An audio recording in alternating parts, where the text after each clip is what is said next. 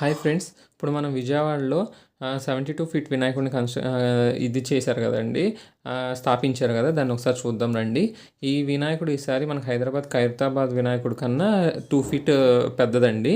ఇది కన్స్ట్రక్ట్ చేసినప్పుడు వాళ్ళు ఇలా వర్షాలు పడతాయని ఎవరికి తెలియదు కదా. గ్రౌండ్లో జనాలందరికీ వీలుగా దర్శనానికి కుదిరేట్టు అక్కడే నిర్మించారండి. తర్వాత వర్షాలు పడడం, ఈ బుడమేరు పొంగడం వల్ల ఆ గ్రౌండ్ అంతా వాటర్తో నిండిపోయిందండి. దానికి ఇంక దర్శనానికి వెళ్ళడానికి జనాలకి పాసిబిలిటీ లేకపోవడం వల్ల నిన్న వినాయక చవితి వల్ల వాళ్ళు ఒక వంతెన లాంటిది దానికి నిర్మించారు. ఆ వంతెన మొత్తం 3 ఫీట్ వంతెన అండి. దాంట్లో 1.5 ఫీట్ వాటర్లోనే ఉంది, 1.5 ఫీట్ పైకి ఉంది. అంటే 1.5 ఫీట్ వాటర్ అక్కడ ఉన్నట్టు. మనకి దర్శనానికి ఎటువంటి ఇబ్బంది లేకుండా నిన్న వినాయక చవితి కదా, చాలా బాగా వంతెన కట్టడం వల్ల చాలా ఉపయోగపడిందండి అది.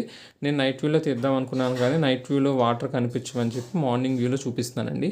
ఒకసారి చూడండి, మీకు వీలుంటే దర్శనానికి రండి.